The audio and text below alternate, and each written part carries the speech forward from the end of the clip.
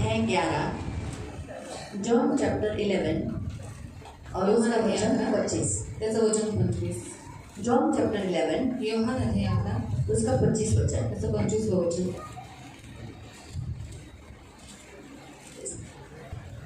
अध्याय 11 उसका 25 वचन. योहान 11 त्याचं वचन 25.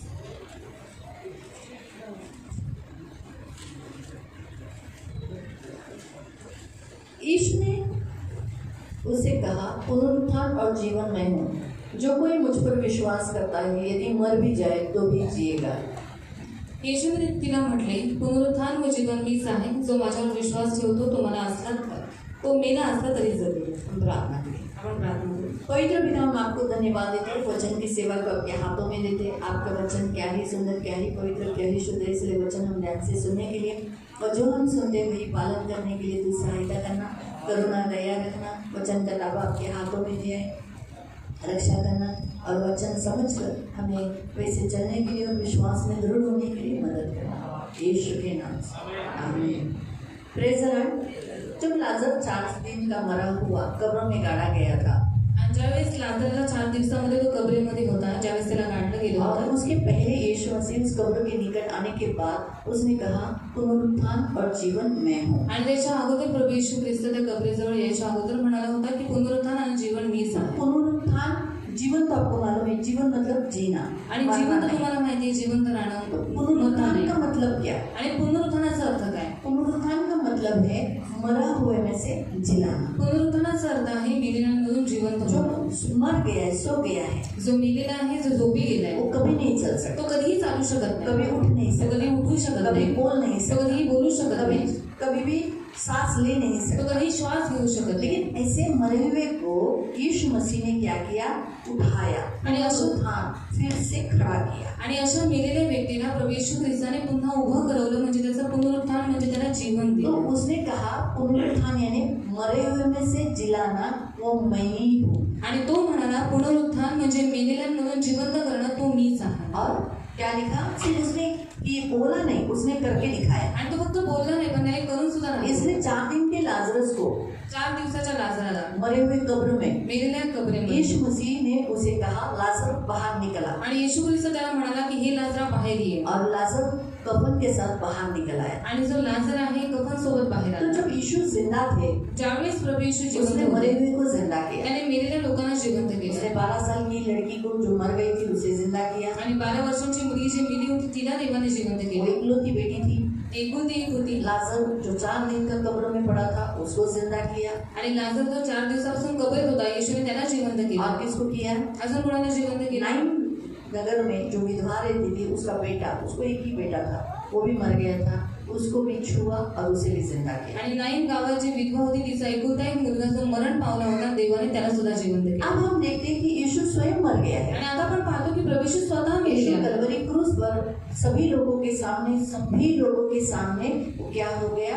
उसने चिल्लाकर अपना प्राण त्याग दिया. आणि येशू ख्रिस्ताने सर्वांसमक्ष ओरडून आपला प्राण सोडला. और सभी ने देखा कि यीशु मर गया. आणि सर्वांनी बघितलं की प्रभू येशू मेला. लेकिन अति भोर को तीसरे दिन यीशु मसीह जिलाया गया. आणि सकाळी पहाटेच प्रभू येशू ख्रिस्त जिवंत तो झाला. यीशु जिसने दूसरों को मरे हुए में से जिलाया यानी पुनरुत्थान किया, उसको जिंदा किया, तो वो यीशु अपने आप को भी जिंदा करने का सामर्थ्य रखता है और इसीलिए उसका भी पुनरुत्थान हुआ यानी मरे हुए में से उठ गया. आणि ज्या प्रभू येशू ख्रिस्ताने या पृथ्वीवरती असताना मेलेल्या लोकांना त्यांना जिवंत केलं, त्यांना पुनरुत्थित केलं, मग तोच प्रभू येशू स्वतःला पण जिवंत करण्याची शक्ती, ताकद तो स्वतःजवळ ठेवतो. आणि म्हणूनच प्रभू येशू ख्रिस्ताचं तो जिवंत झाला म्हणजे त्याचं पुनरुत्थान झालं. इसलिए यीशु ने कहा, जो प्रभु यीशु मरा है ने वो वापस जिएगा. आणि जो मेलेला आहे तो पुन्हा जगेल. तो इसलिए सिर्फ यीशु ने कहा नहीं, आणि येशू फक्त बोलला नाही, उसने करके दिखाया. त्याने ते करून पण है ना? दाखवलं. वो अपने खुद के विषय पर भी वो क्या हुआ? उसने अपने आप को जिलाकर प्रकट किया कि मैं इतनी सामर्थ्य, इतनी शक्ति रखता हूँ कि मरे हुए में से जिलाने का. आणि त्याने स्वतः जिवंत होऊन हे प्रकट करून दाखवलं की मी इतकी सामर्थ्य ठेवतो की स्वतःला हे जिवंत तो करतो. जिसके हम फॉलोअर हैं वो झूठा नहीं है. ज्याचे आपण अनुयायी आहोत तो जिवंत आहे.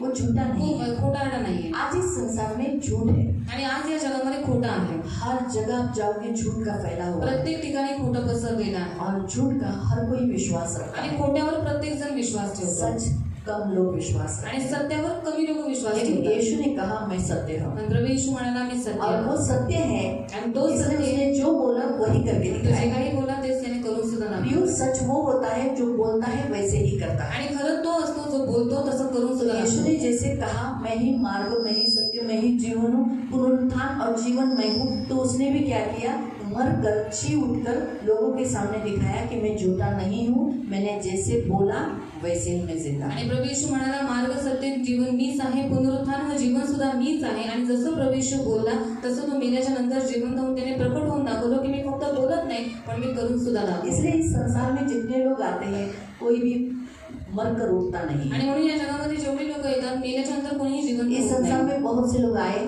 आणि या जगात खूप सारे लोक आले, बहुत लोग हैं, खूप लोक आहेत, बहुत लोग और भी अच्छे आएंगे, खूप लोक अजूनही येतील, लेकिन वो मरकर नहीं उठे। पण ते मेल्याच्या नंतर जिवंत नाही यीशु होणार। ये पहला प्रथम फल है जो मरकर जी उठा। प्रभू येशू ख्रिस्त असं प्रथम फळ आहे जो मेल्याच्या नंतर जिवंत बाइबल झाला। हमें स्पष्ट रीति से बताता है। बायबल आपल्याला स्पष्ट रीतीने सांगतो। अब हम कुछ वचनों को पढ़ेंगे। काही वचन वाचूया। हम पढ़ेंगे पहला करंथियों की पुस्तक पहिलं करंथीकरांचं पत्र अध्याय 15, अध्याय 15, फर्स्ट कोरिन्थियन पहिलं करंथीकरांचं पत्र अध्याय 15 अध्याय 15 उसका 14 से 20 तक। त्याचं 14 ते 20 पर्यंत। फर्स्ट कोरिन्थियन पहिलं करंथीकरांचं पत्र अध्याय 15 अध्याय 15 उसका 14 से। त्याचं 14 पासून।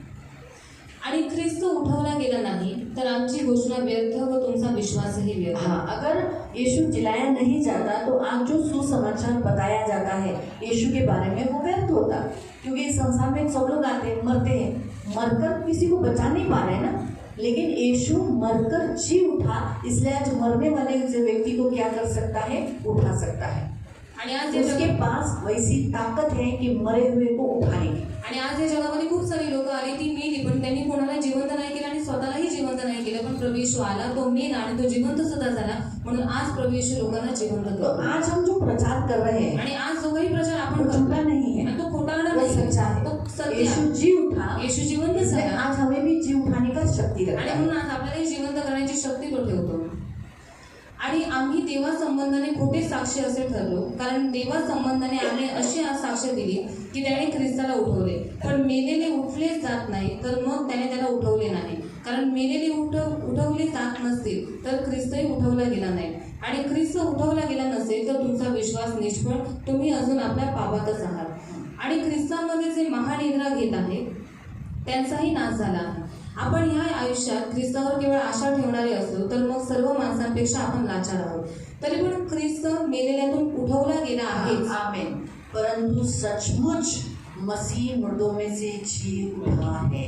तो महानिद्रा घेणाऱ्यांतले प्रथम फळ असा आहे। वो सोए हुए में से जितने सोए हैं उनमें पहला फल है जो जी उठा, और इसीलिए जितने लोगों ने यीशु को कलवरी क्रूस पर मरा हुआ देखा वही बहुतायत लोगों ने यीशु मसीह को जिलाया हुआ देखा। 15 का हम पढ़ेंगे 3 से 15 से 3 पासून आपण वाचूया। कारण मला जे सांगण्यात आले ते मी तुम्हाला सांगून टाकले, त्यांपैकी मुख्य हे की शास्त्राप्रमाणे ख्रिस्त तुमच्या आमच्या पापांबद्दल मरण पावला, और ये सभी ने देखा, तो पुरला गेला, गाड़ा गया, शास्त्राप्रमाणे तिसऱ्या दिवशी त्याला पुन्हा उठवण्यात वो आले, जिंदा भी हुआ। आणि तो कैफाला मग 12 जणांना दिसला। हाँ, वो पहला किसको दिखाई दिया, कैफा को, और उसके 12 शिष्यों को दिखाई दिया। त्यानंतर तो एकदम 500 पेक्षा अधिक बंधूंना दिसला। हाँ, वो 500 से भी ज्यादा लोगों को दिखाई दिया। देखो, कैफा तो उसका ही शिष्य है, आणि कैफा तर त्याचा शिष्य आहे, झूठ बोल सकते हैं, खोटं बोलू शकतो। सही है। अभी जैसे उदाहरणार्थ अगर मैंने कोई गलती की है, समजा मी कोणती चूक केली, अभी तो आप लोग मेरी बाजू लोगे, तर तुम्ही सर्वजण माझीच बाजू घ्या। नहीं नहीं दीदी ने नहीं किया, दीदी ने नहीं किया, नाही नाही दीदी असं नाही केलं, लेकिन अभी 500 लगभग लोग हैं, आणि 500 लगभग लोक वो आहेत, सभी मेरी बाजू लेंगे क्या? ते सगळे माझी बाजू घेतील का? वो क्या बोलेंगे, ते नहीं, काय म्हणते नाही, एक प्रभु की दासी ने ऐसा गलत काम किया, आणि ये गलत है। देवाच्या दासीने चुकीचं काम सच केलं बोलना चाहिए, आणि खरं बोललं पाहिजे, इतना प्यार नहीं कि वो कुछ भी करे हम हाँ में हाँ डालना है। आणि इतकं प्रेम नाही की त्यांनी काही केलं तरी मी हा मध्ये हा मिसळलं तो सब पाहिजे। 500 के 500 सच बोलेंगे, सब मेरी बाजू लेंगे क्या? आणि सगळे 500च्या 500 लोक माझी बाजू घेतील तो का? हम यही देखते हैं कि कैफा 12 प्रेरितों ने जैसे यीशु मसीह को जिलाया हुआ देखा, लेकिन 500 लोगों के बीच में भी यीशु जिंदा हुआ दिखाई दिया और 500 लोगों ने एकत्रित होकर देखा कि यीशु मसीह जिंदा है। और यीशु मसीह जिंदा है ये बात 1 दिन के लिए, 2 दिन के लिए, 3 दिन के लिए नहीं थी। कितने दिन? 40 दिन तक यीशु प्रमाण दे रहा था, पृथ्वी पर रहकर, उन लोगों के बीच में रहकर, खाना खाते हुए, उठते समय, बैठते समय दिखा रहा था कि मैं जिंदा हूँ।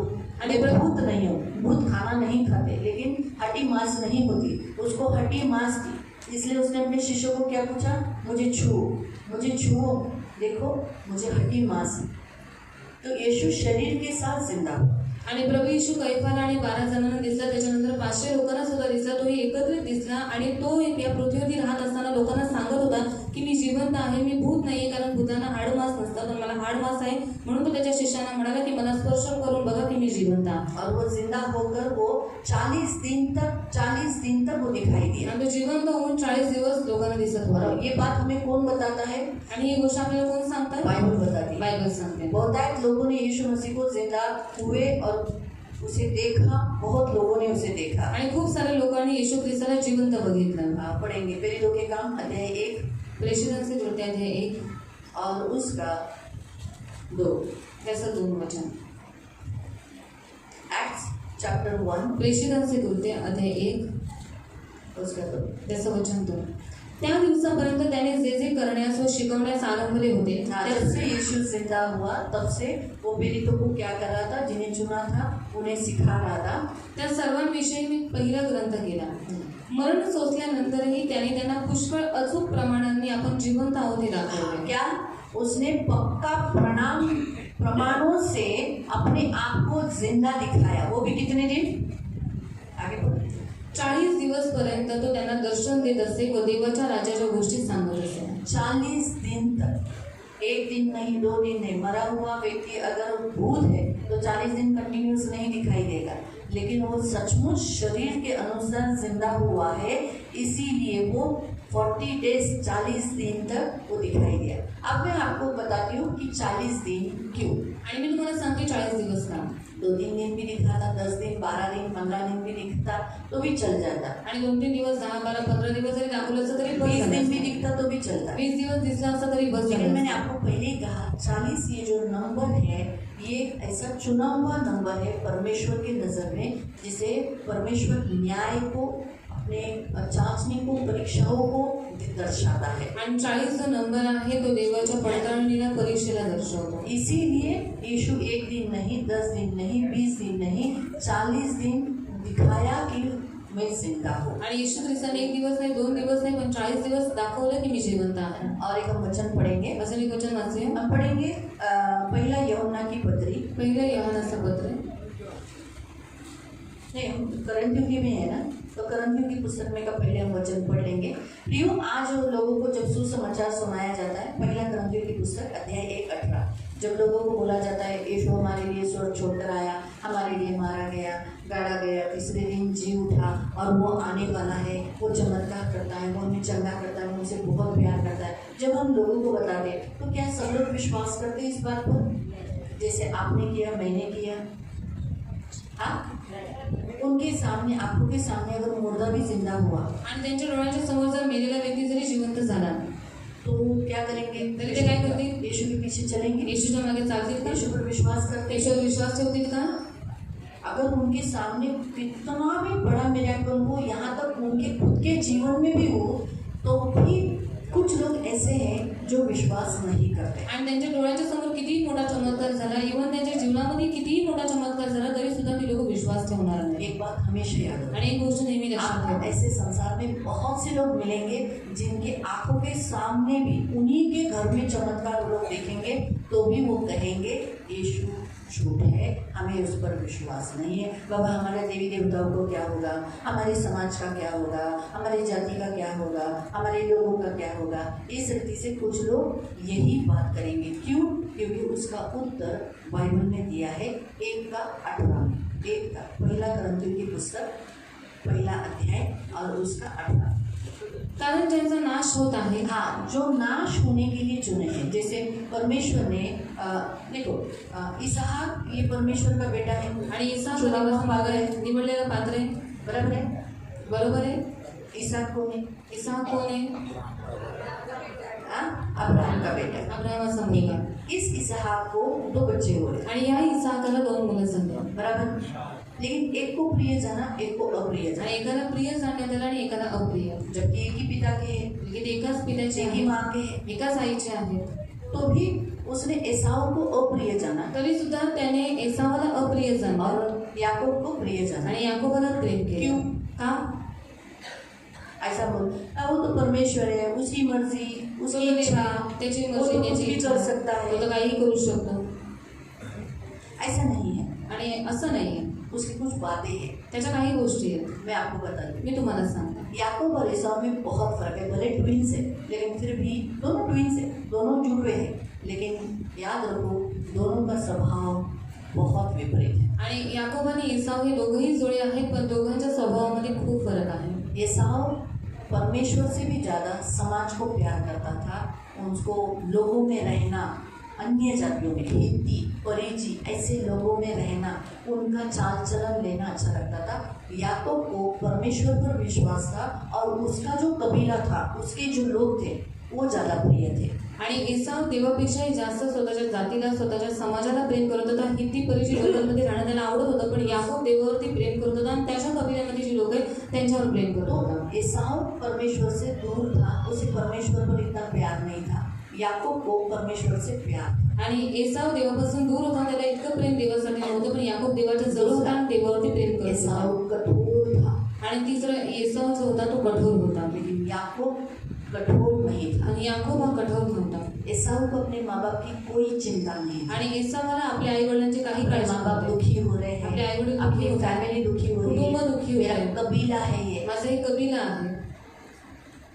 लेकिन याकूब को अपने माँ बाप का ख्याल था, वो आज्ञाकारी था. आणि याकोबाला आपल्या आई वडिलांची काळजी होती आणि तो आज्ञाधारक होता. आगे पुढे हम देखते हैं कि या एसाव क्रूर और दुष्ट था, आणि एसाव क्रूर आणि दुष्ट होता, लेकिन याकूब ऐसा नहीं आणि था. याकोब तसा नव्हता. तो स्वभाव में भी बहुत फर्क था. आणि स्वभावामध्ये पण त्यांच्या खूप फरक होता. तो परमेश्वर कभी कभी इन बातों को भी देखता है. आणि देव कधी कधी या गोष्टी पण पाहतो. मालूम है? तो इसीलिए कुछ लोग इस पृथ्वी पर अगर आप देखोगे ना, कुछ लोग नाश होने के लिए भी है, जैसे एसाव के समान. आणि जर या पृथ्वीवरती तुम्ही पाहिलं तर काही लोक नाश होण्यासाठी सुद्धा आहेत, काही लोक उनके सामने एसावासाठी. कितने चमत्कार होने लगे, त्यांच्या समोर किती चमत्कार होऊ द्या, क्योंकि उनकी आंखें बंद है, उनका कान मोटा हो गया है, सुन नहीं सकते. आणि त्यांचे डोळे बंद आहेत, त्यांचे कान सुन्न झालेले आहेत ऐकण्यासाठी. इसीलिए पढ़ो उस वचन को. कारण ज्यांचा नाश होत आहे त्यांना वधस्तंभाविषयीचा संदेश मूर्खपणाचा आहे. हाँ, जो नाश होने वाले हैं उनको ये लगेगा क्या मूर्खता का बात है. 2000 साल पहले जो आया, 2000 साल पहले चुने मारा गया, काढ़ा गया, तीसरे दिन जुड़ा, अभी वो जिंदा है. ये लगे आज के ज़माने में ऐसा कुछ है क्या. अभी साइंस कितना आगे गया, टेक्नोलॉजी का ज़माना है, आज ये सब कितना आगे गया. ये अभी लोग 2000 का किस्से में जा रहे हैं. आपको समझा? तो उनको ये मूर्खता लगे. आणि त्यांनाही मूर्खता वाटते. कभी कभी आपको कुछ ऐसे लोग मूर्ख लोग मिलेंगे आणि कधी कधी मूर्ख लोक तुम्हाला भेटतील जो अपना ही सच करेंगे. जे स्वतःच खरं करतात. तो उसके लिए मैं आपको उदाहरण बताता हूँ. त्याच्यासाठी मी तुम्हाला एक उदाहरण सांगते. गधा मालूम है? गधा गाढव माहिती आहे? मालूम है ना. माहिती है. शेर मालूम है. आणि सिंह- टाइगर टायगर वाघ माहिती आहे? टाइगर वाघ. एक दिन वो दोनों रास्ते में मिले आणि एक दिवशी दोघं जण रस्त्यात भेटले और बातचीत करते करते उन्होंने, टाइगर ने कहा, वाह घास कितनी हरी है. आणि बातचीत करत असताना वाघ म्हणाला की जे गवत आहे किती हिरवागार आहे. तो गधे ने बोला, अरे वो पीली है. गाढव म्हणाले ते पिवळं आहे. तू भी बोलता है हरी है करके. हिरवं आहे म्हणून. बोलता, अरे बाबा वो हरी है, तो म्हणाला ते अरे ते हिरवंच आहे, पीली नहीं है. ते पिवळं नाही आहे. उसको बहुत गुस्सा आया. गाढवाला खूप राग बोला, आला. नहीं घास पीली है, आणि तो म्हणाला नाही जे गवत आहे ते पिवळंच आहे. पीली है. पिवळंच आहे. इनमें इतना आर्ग्यूमेंट हो गया. आणि त्याच्यात इतका वादविवाद झाला. लोग शेर के पास गए. ते सिंहाजवळ गेले. शेर के पास जाकर सिंहाजवळ जाऊन गधे ने कहा, आडव म्हणाला, महाराज महाराज आप तो हमारे राजा हो, तू आमचा राजा आहेस, आप बताओ तुम्ही सांगा. घास पीली है ना? आणि गवत पिवळं आहे ना? तो वाघ बोलता है, आणि नहीं वाघ महाराज, म्हणतो, नाही आप महाराज, तो ज्ञानी हो, तुम्ही तर ज्ञानी आहात, घास तो हरी है. आणि जे गवत आहे ते तर हिरवं आहे. तो शेर ने उन दोनों को देखा, आणि सिंहाने त्या दोघांना बघितलं, कहा म्हणाला, घास गवत पीली है. पिवळं आहे.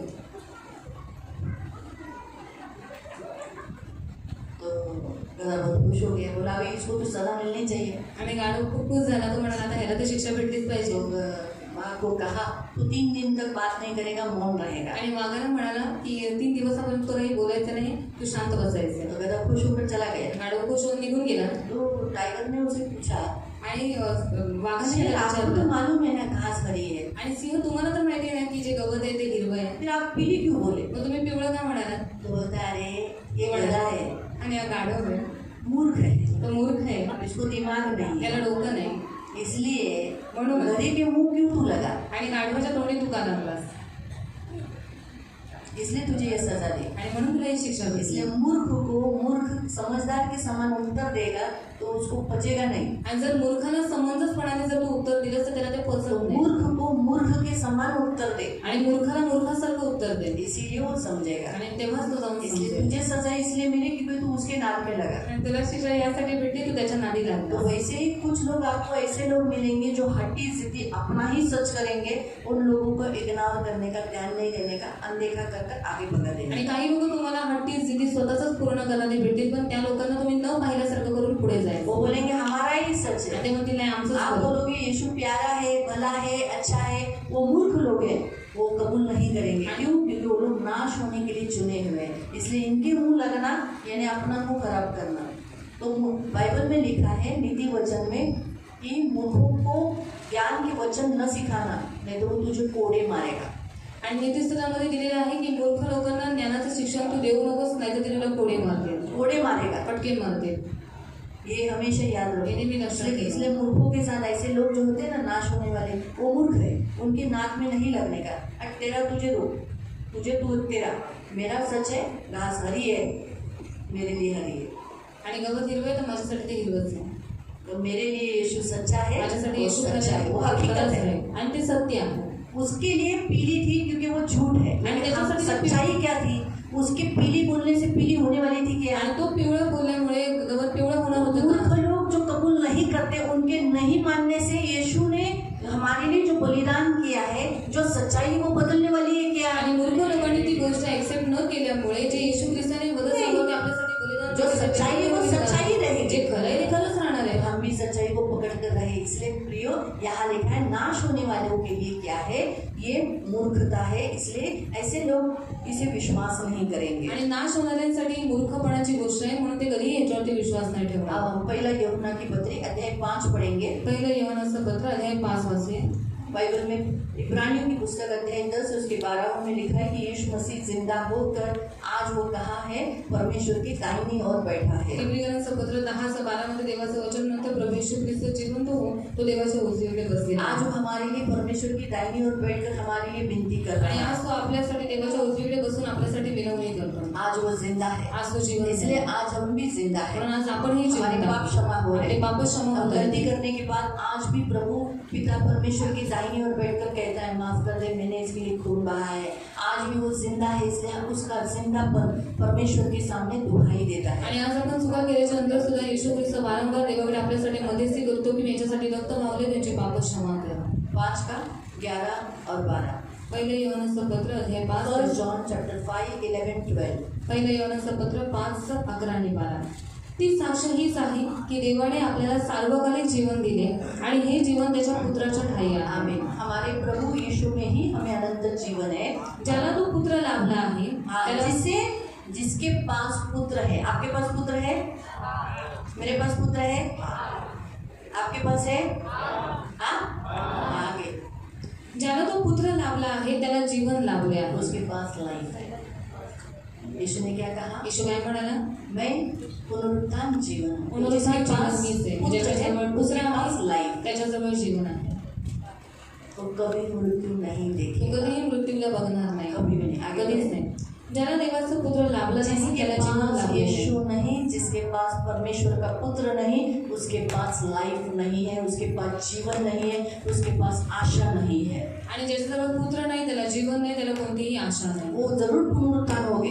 ते नक्की पुनरुत्थान होते. कोण?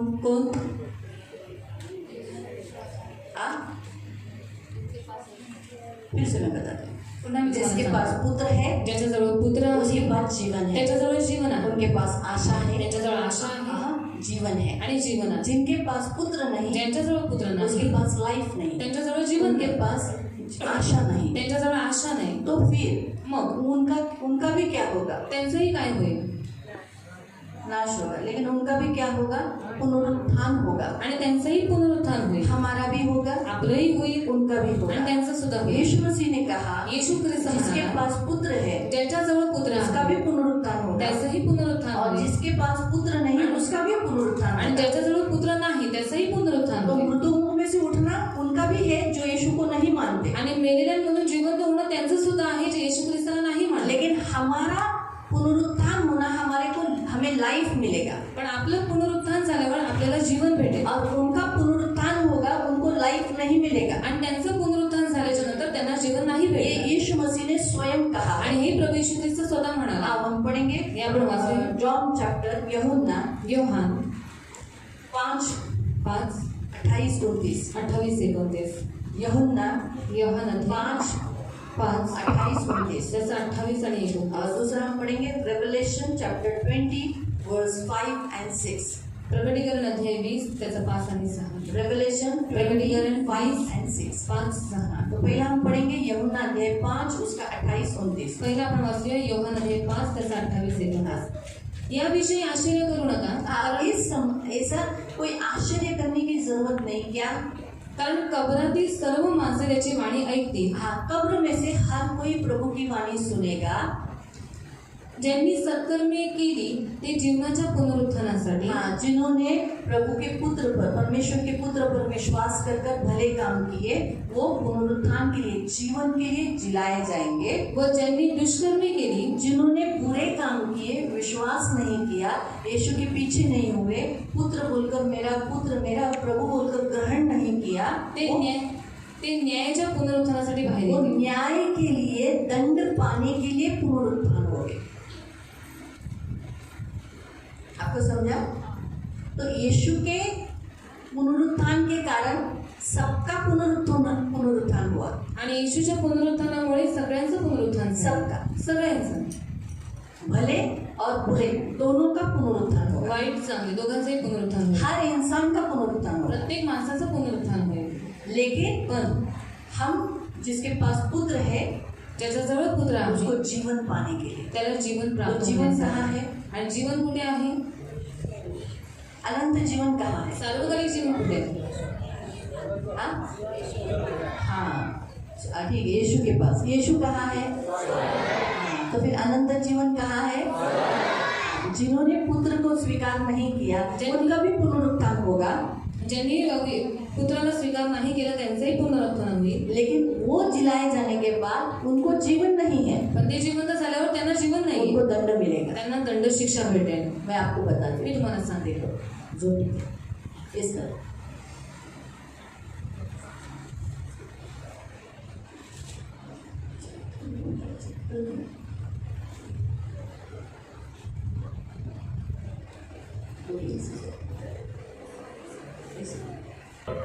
एक धर्मी है, एक पापी है, ठीक है। अभी एक ने विश्वास किया, एक ने नहीं किया, ठीक है। तो पहले कैसे था? पहले पुनरुत्थान नहीं था, यीशु के कारण अभी पुनरुत्थान आया। तो यीशु के कारण पुनरुत्थान, पुनरुत्थान का मतलब है अब ये दोनों मर गए, दोनों उठ गए। एक अनंत जीवन के लिए, एक नरक के लिए। जाओ घर से बाहर, फर्क मालूम पड़ा? स्वर्ग नरक, बाहर फेंके जाएंगे, दंड मिलेगा उनको। आणि जे न्यायासाठी त्यांना दंड भेटेल, त्यांना बाहेर और फेकलं जो जाईल. जीवन के लिए उन्हें अंदर लिया आणि जे है। जीवनासाठी त्यांना आत घेतलं जाईल. आपको समझ में आया? चांगलं तो समज. पुनरुत्थान सभी इंसान का है. पुनरुत्थान सर्व माणसाचं आहे. यीशु के आने के कारण, यीशु के पुनरुत्थान के कारण हुआ है. आणि येशू आल्यामुळे आणि येशूचं पुनरुत्थान झाल्यामुळे उससे सेवा काय पहले झाली. किसी का भी पुनरुत्थान नहीं हो रहा त्याच्या था. अगोदर कोणाचंही पुनरुत्थान होत इसलिए नव्हतं. जब यीशु मसीह मर गया, पण ज्यावेळेस प्रभू येशू गेला आपको मालूम है बहुत सारी कब्रें, भूकंप हुआ उस समय और कब्रें खुली. त्यावेळेस भूकंप झाला आणि कबरे उघडण्यात आले. और बहुत लोगों ने, जो धर्मी लोगों को उठते हुए और ऊपर जाते हुए देखा. आणि खूप साऱ्या लोकांनी जे नीतिमान आहेत त्यांना जिवंत होतं आणि वरती जाताना कोई पाहिलं. ऊपर जा नहीं रहा था. आणि कोणीही वरती जात नव्हतं. यीशु के कारण ऊपर जाना हुआ. आणि येशूमुळे वर जाणं त्यांचं झालं. अभी आपको समझ में आया? तुम्हाला समजलं. तो यहाँ जो लिखा है, इथे जे लिहिलेलं आहे, पुनरुत्थान जीवन के लिए भी है और नाश के लिए भी है. पुनरुत्थान जीवनासाठी पण आहे आणि नाशासाठी पण आहे. रेवलेशन में पढ़ेंगे प्रकटीकरणाचं वाचन 20 का 5 और 6 में. 20:5 आणि 6. 20, 5 और 6. 5. रेवलेशन प्रकटीकरण 20 अध्याय, अध्याय 20 उसका 5 और 6 में. 5 आणि 6.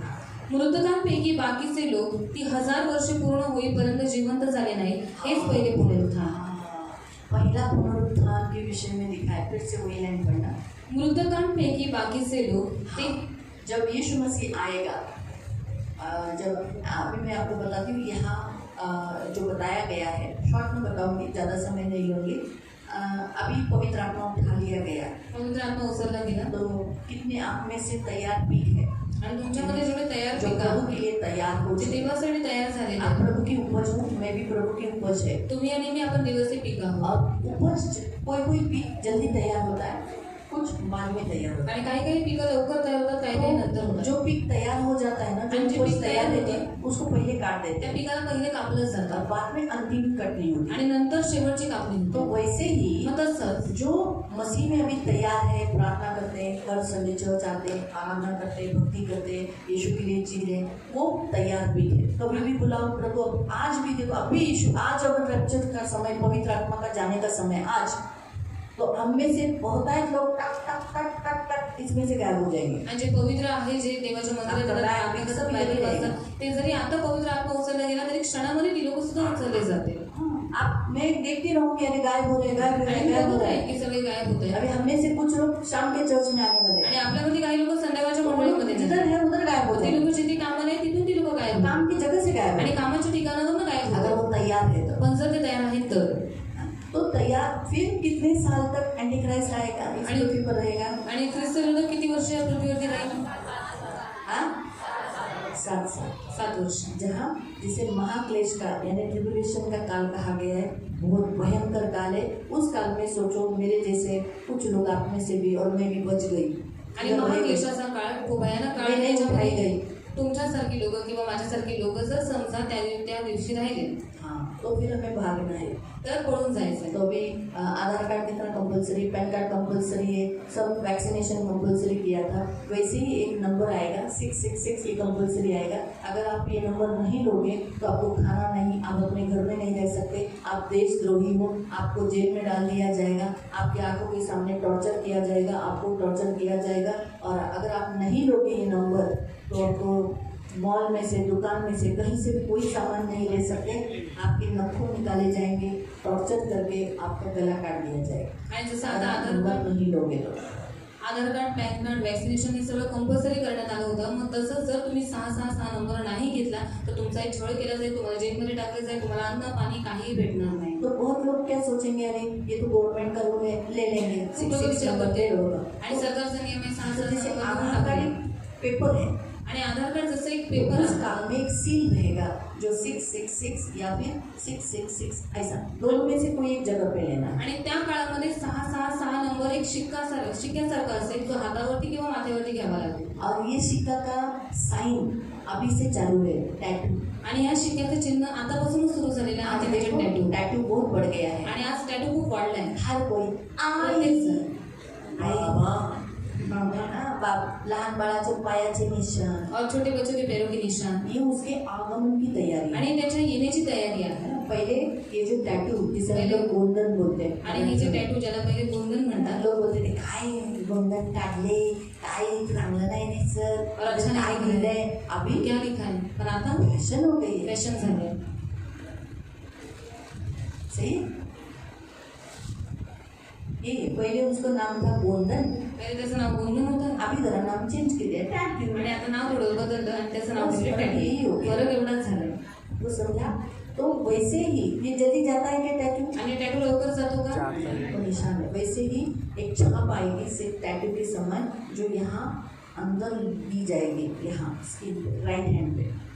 आणि तसाच एक 6 नंबरचा शिक्का आहे तो उजव्या हातावरती दिला आप जातो। कभी डी मार्ट या कोई मॉल में गए हो तुम्ही डीमार्टला किंवा मॉलमध्ये तुम्ही कधी गेलाय? तो देखो, कोई भी वस्तु लिया, काही वस्तू घेतली ऐसा लगाते हैं, आणि असं लावतात। ऐसा करते फिर वो सामान ऐसा डालते हैं ना। तो वैसे ही आप भी ऐसा हाथ लगा के या फिर ऐसे आप बाहर हुआ, इसको रेशन फ्री जाओ।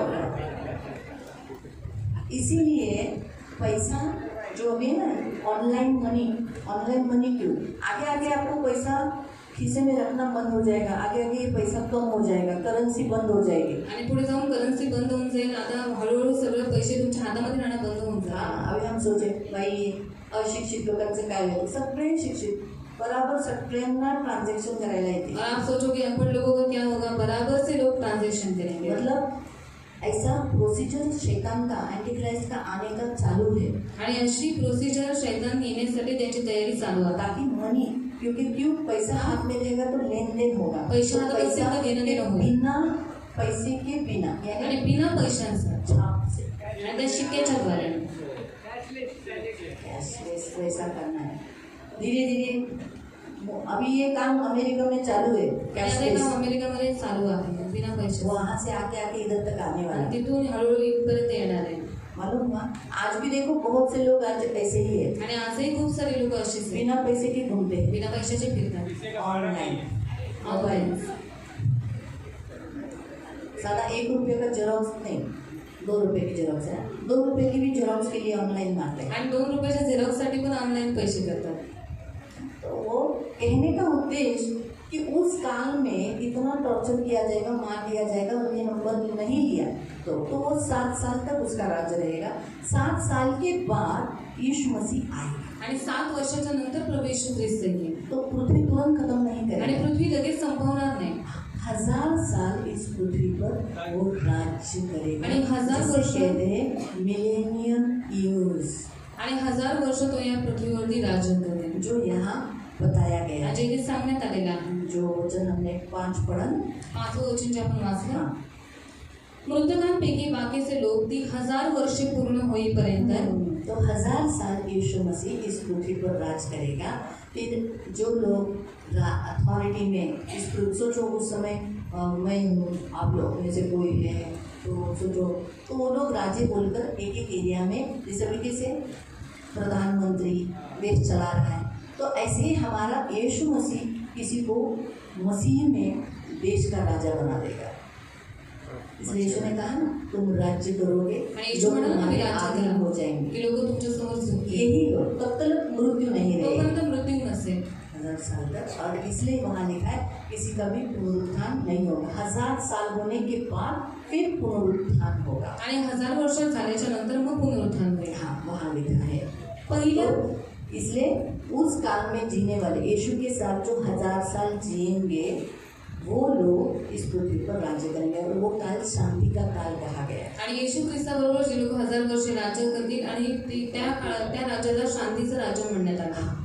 शांति से रहेंगे, शांतीने की झगड़ा नहीं, मारामारी मारामारी नहीं, दरबंदी नहीं, आणि मेरा मेरा दरबंदी नहीं, नहीं, सब तुझं माझं। 1000 साल इसी पृथ्वी पर यीशु राज्य करेगा।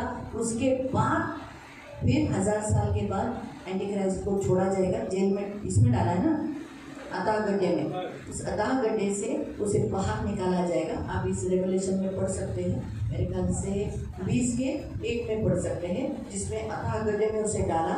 और 7वें वचन में पढ़ सकते हैं 1000 साल बीतने के बाद उसे उस अथाह गड्ढे से बाहर निकाला, कैद में से बाहर निकाला। तो वो युद्ध करने के लिए आएगा और परमेश्वर यीशु मसीह इस पृथ्वी को खत्म कर देगा।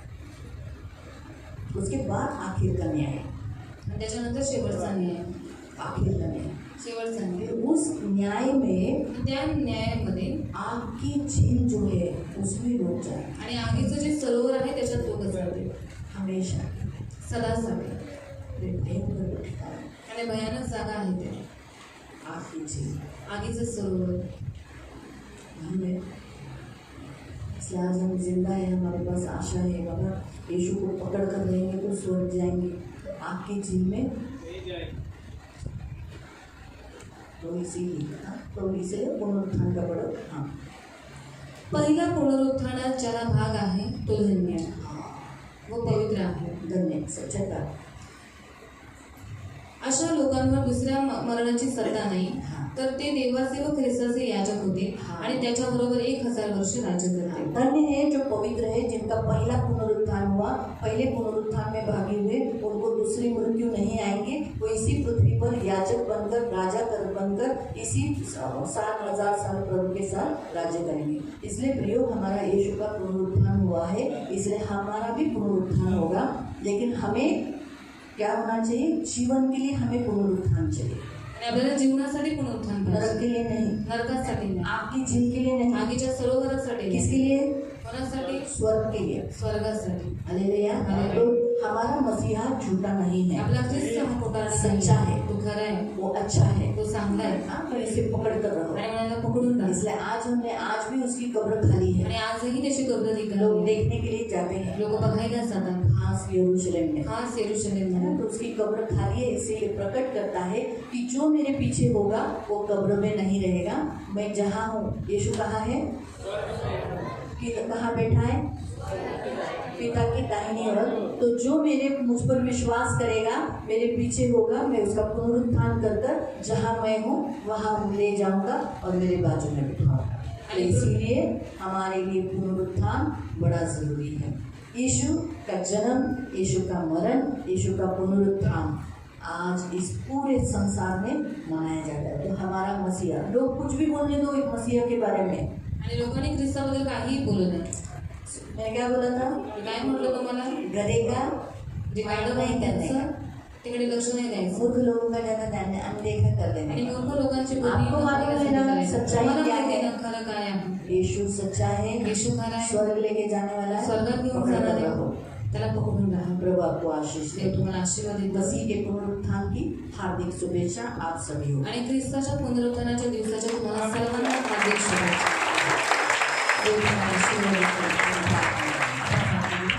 पवित्र पवित्र करुणा में प्रेमी पिता, हम यीशु के नाम से प्रभु आपके सामने आते हैं। हम धन्यवाद देते तेरे पुनरुत्थान के लिए प्रभु। अब तक प्रभु तेरे पहले कोई भी मरकर जी नहीं उठा, लेकिन तेरे आने से आज हर एक का पुनरुत्थान होगा। लेकिन हमारा जीवन के लिए, अनंत जीवन के, क्योंकि हमने तेरे पुत्र पर विश्वास किया। क्योंकि जिसके पास पुत्र है उसके पास जीवन है, जिसके पास पुत्र नहीं उसके पास जीवन नहीं। हमारे पास पुत्र है, हम धन्यवाद देते प्रभु। हम अनंत जीवन के लिए जरूर हमारा पुनरुत्थान होगा। प्रभु हम सब पर आपका लहू लगाते, हमने जिस पर विश्वास किया है वो सच्चा है। हम कभी ठोकर का कारण नहीं हो। हम स्वर्ग में जाने के बाद हम ऐसा कभी नहीं बोलेंगे अरे रे यीशु को दंड मिला, ऐसा हम कभी नहीं बोलेंगे। बल्कि हम कहेंगे अच्छा हुआ हमने प्रभु को पकड़ कर रखा, ओ प्रभु को धन्यवाद। ऐसा बोलकर हम तेरी महिमा करेंगे। अच्छा हो गया हमने प्रभु का हाथ नहीं छोड़ा। प्रभु आज पूरे संसार में पुनरुत्थान का दिन मनाया जाएगा। हमारा यीशु जिंदा है और आज भी 2025 में भी वो प्रमाण देता है मैं जिंदा हूँ। प्रभु हमारी प्रार्थनाओं को सुनकर, हमारी बीमारियों को चंगा कर, हमारी हर परिस्थिति में हमारे संग रहकर, हमारे संकट से हमें पार कर लगाकर, हमारी नैया को किनारे पे लगाकर तू दिखाता है देख मैं जिंदा हूँ। इसीलिए सब करता है प्रभु। मरा हुआ कोई नहीं कुछ कर सकता है, जो जिंदा है वो सब करता है। इसलिए तू आज जिंदा है, इसलिए हमारे साथ रहकर हमारी अगुवाई करता है। मैं धन्यवाद देती हूँ प्रभु। हम कभी हमें से किसी को भी भटकाने में नहीं आना, किसी गधे के मुंह लगने नहीं देना। इस संसार में ऐसे बहुत सारे मूर्ख हैं, उनके पीछे हम न जाए, न उनसे आर्ग्यू करें। इन सब की सुधि लेना, रक्षा करना, अनुग्रह करना, आशीष देना और गर्व से कहने देना मेरा यीशु जिंदा हुआ है। धन्यवाद देते हैं। मेरा यीशु जिंदा हुआ, स्वर्ग गया, मैं भी जिंदा होऊंगा, मैं भी स्वर्ग जाऊंगा। मेरा यीशु पिता की दाहिनी ओर बैठा, मैं यीशु की दाहिनी ओर बैठा। ये वाले थे, इन सबको आशीष दे। सारा आदर, सारी महिमा, सारी प्रशंसा, सारा गौरव मैं आपको देता हूँ, यीशु के नाम से प्रार्थना।